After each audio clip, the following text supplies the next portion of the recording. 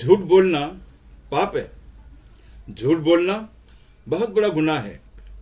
ऐसा मार्गदर्शन सभी धर्मों में आप लोगों को देखने को मिल जाएगा और सभी लोग झूठ से नफरत करते हुए भी दिख जाएंगे। लेकिन बड़े अफसोस और दुख की बात है कि झूठ के बगैर ये दुनिया चल नहीं सकती। ये इस जीवन की सबसे भयावह सच्चाई है। हम सब लोग कम या ज्यादा अब तक या तो झूठ बोल चुके हैं और या अक्सर बोलते रहते हैं। लेकिन सबसे बड़ा सफेद झूठ यह है कि कोई मानने के लिए तैयार नहीं होता कि वह झूठ बोलता है और यह कि वह सच्चा है। सभी इसी भ्रम में जी रहे हैं। हमारे मोदी जी साहब को तो शायद ये भी पता नहीं होगा कि उन्होंने पिछला सच कब बोला था। झूठ का रंग रूप बड़ा ही खूबसूरत होता है, बिल्कुल खूबसूरत दुल्हन की तरह, और सच का कोई रंग रूप नहीं होता। ये बिल्कुल किसी वीरान विधवा की तरह। और आप लोगों को ये पता है कि ये दुनिया खूबसूरती की तरफ माइल होती है, आकर्षित होती है। जितना आसान झूठ बोलना होता है, इसके विपरीत सच बोलना उतना ही कठिन होता है, बिल्कुल पहाड़ के ऊपर चढ़ने के समान। इस डिजिटल वर्ल्ड में सबको सब कुछ एक क्लिक पर ही चाहिए, यानी शॉर्टकट। इसीलिए सब लोग कठिन रास्ते की बजाय आसान तरीका अख्तियार करते हैं। झूठ बोलना इंसान के स्वभाव में है। मैं यहाँ पर कुछ उदाहरण देना चाहूँगा।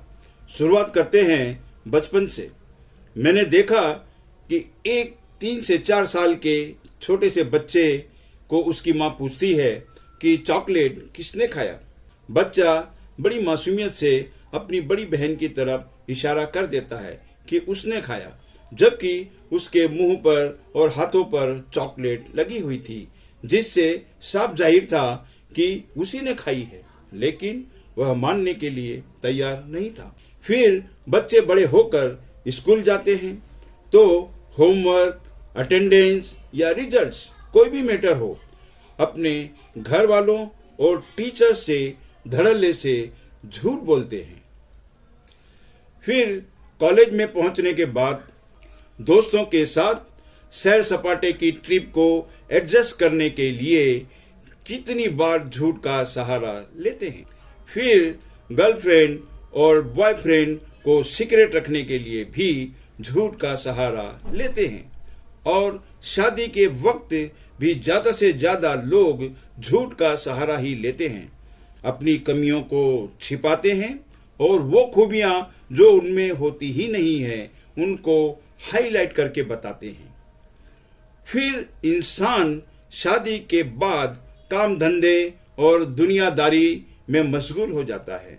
वह काम धंधे से जुड़े लोगों से और घर वालों को खुश रखने के लिए झूठ का सहारा लेता है। रब ने सिर्फ 2 सिचुएशन में झूठ बोलने की इजाजत दी है। एक तो अगर किसी की जान बचाने के लिए बोला जाए और दूसरे 2 भाइयों या 2 लोगों के बीच सुलह के लिए बोला जाए। लेकिन बहुत दुख की बात है कि इंसान कदम कदम पर पूरी जिंदगी झूठ का सहारा लेता है, लेकिन दम ये भरता है कि उससे बड़ा सच्चा कोई नहीं है। हमारे मोदी जी लोगों को झूठे सुनहरे वादे और सपने दिखाकर प्रधानमंत्री तक बन गए।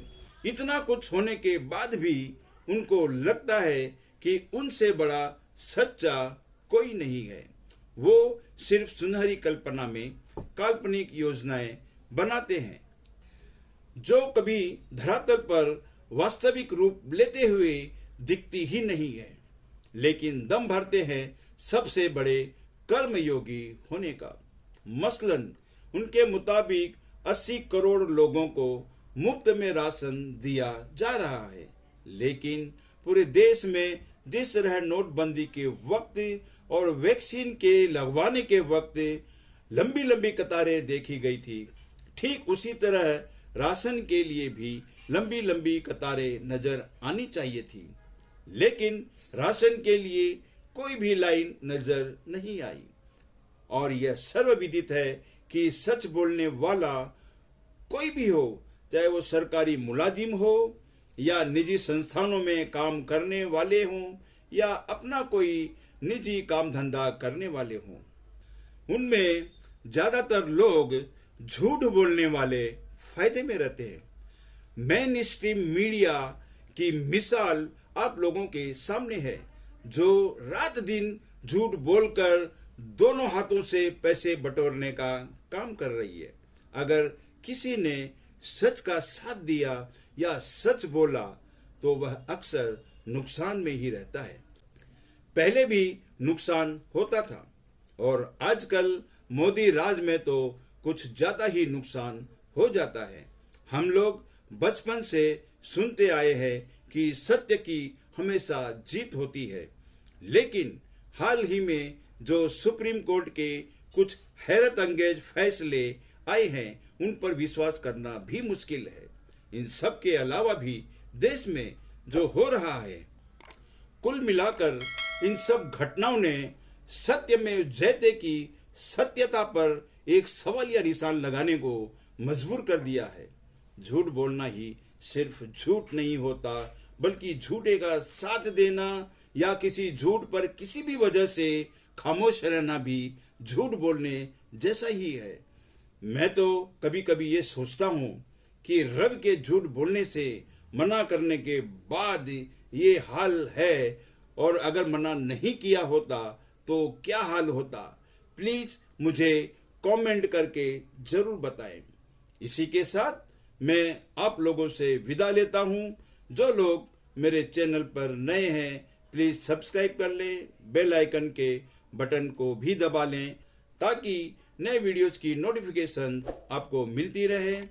और मेरा ये वीडियो किसी को पसंद आया है तो प्लीज लाइक करें, कमेंट करें और शेयर करना ना भूलें। जय हिंद।